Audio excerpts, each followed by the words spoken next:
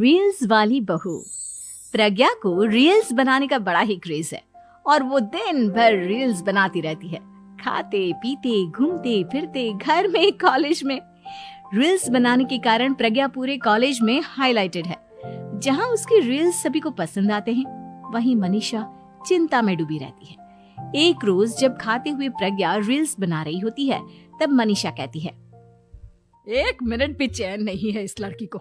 यह नहीं कि खाना तो आराम से खा ले, लेकिन नहीं, अरे थोड़ी देर रील्स नहीं बनाओगी तो आसमान नहीं टूट पड़ेगा। अरे मम्मी, इसी को तो कहते हैं डिटर्मिनेशन। तुम नहीं समझोगी ये सब। भगवान, इस लड़की को सद्बुद्धि दे।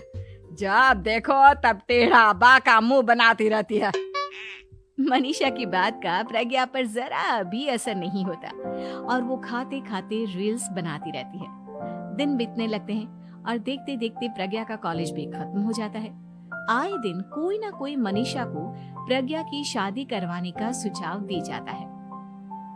सब ठीक ही कहते हैं, प्रज्ञा की शादी कर देनी चाहिए। अपने घर के काम काज में व्यस्त हो जाएगी तो खुद ही ये रील्स और नाच गाना बंद हो जाएगा। मनीषा और प्रेम प्रज्ञा के लिए एक अच्छा लड़का ढूंढने लगते हैं और तभी विकी का रिश्ता प्रज्ञा के लिए आता है, जिसने प्रज्ञा को उसकी रील्स देखकर पसंद कर लिया था। अगले दिन विकी अपने माता पिता के साथ प्रज्ञा के घर पहुंच जाता है और प्रज्ञा साड़ी पहने हाथों में चाय की ट्रे लिए उनके सामने आती है। जब विकी को पसंद है तो हमें भी बहू पसंद है। बहन जी, आप बारात की तैयारी कीजिए।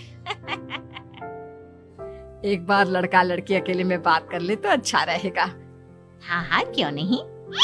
मनीषा विकी को प्रज्ञा के कमरे में भेजती है, जहां प्रज्ञा पहले से ही रील्स बना रही होती है। तभी विकी कहता है, आ गए आपके साजन जी। हमारे साथ ये रील्स कंप्लीट करती तो और भी अच्छा रहता। अच्छा जी, अब आ ही गए हैं तो बना ही लेती हूँ आपके साथ। दोनों मिलकर रील्स बनाते हैं। जब वी मीट और तुरंत पोस्ट भी कर देते हैं। फिर विकी कहता है, जब आप साड़ी में चाय लेकर आए तब मुझे लगा कि कहीं मैं गलत घर में तो नहीं आ गया। अब सही है। दोनों की शादी पक्की हो जाती है और शादी के दिन भी प्रज्ञा रील्स बनाने से चूकती नहीं। यहाँ तक कि बारात के समय भी नाचते हुए रील्स बनाती है। सभी लोग प्रज्ञा की तारीफ के पुल बांध देते हैं और प्रज्ञा नाचती गाती अपने ससुराल चली जाती है। सब कुछ अच्छा चल रहा होता है। प्रज्ञा यहाँ भी दिन भर हर चीज की रील्स बनाती रहती है।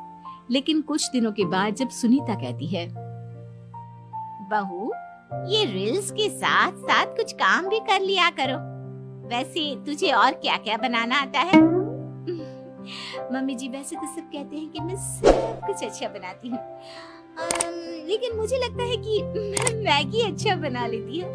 हाँ, कॉफी भी अच्छा बना लेती हूँ और मुंह तो सबसे अच्छा बना लेती हूँ। हैं? अच्छा अच्छा। सुनीता अपना माथा पकड़ लेती है और कहती है, बहू, कुछ खाना बनाना भी सीख लेती।